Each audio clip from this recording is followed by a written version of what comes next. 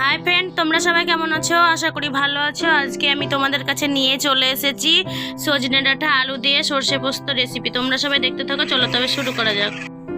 দেখো, আমি সজনে ডাঁটা নিয়ে নিয়েছি। এরকম ভাবে খোসা ছাড়িয়ে পরিষ্কার করে নিয়েছি। ধুয়ে আলু কেটে নিয়েছি, টমেটো, সজনে ডাঁটা কেটে নিয়েছি।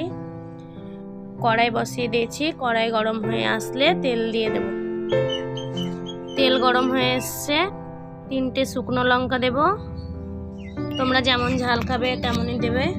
কালো জিরে, তেজপাতা দিয়ে কেটে রাখা আলুগুলো দিয়ে ভেজে নেব নাড়াচাড়া করে। দেখো, একটু ভাজা ভাজা হয়ে এসছে। সজনে ডাঁটাগুলো দিয়ে ভালো করে ভেজে নেব।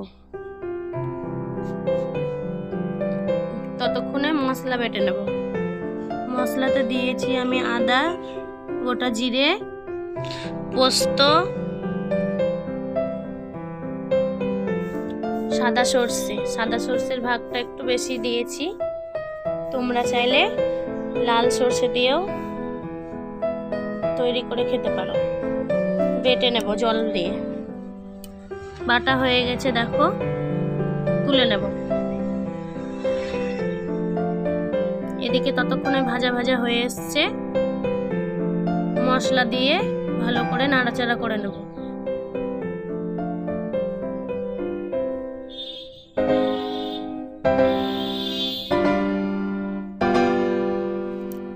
অল্প একটু মশলার জল দিয়েছি আমি, যাতে মশলাটা ভালোভাবে কষানো হয়।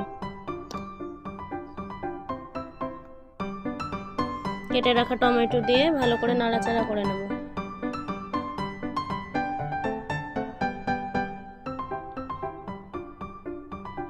পরিমাণ মতো লবণ দেব, পরিমাণ মতো হলুদ,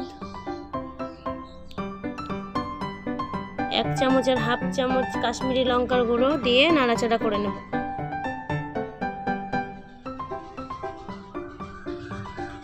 দেখো, ভালো করে কষিয়ে নিয়েছি।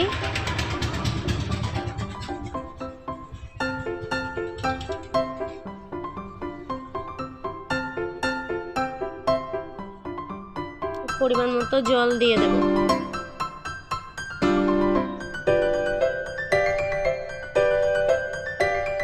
জল দিয়ে নাড়াচাড়া করে নেব। স্বাদ মতো চিনি দেব। 10 মিনিট ঢাকা দিয়ে সেদ্ধ হতে দেব।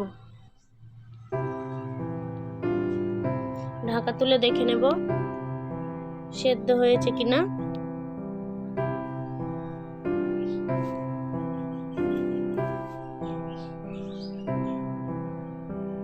দেখো, সেদ্ধ হয়ে গেছে। এবার কেটে রাখা ধনেপাতা দিয়ে দেব।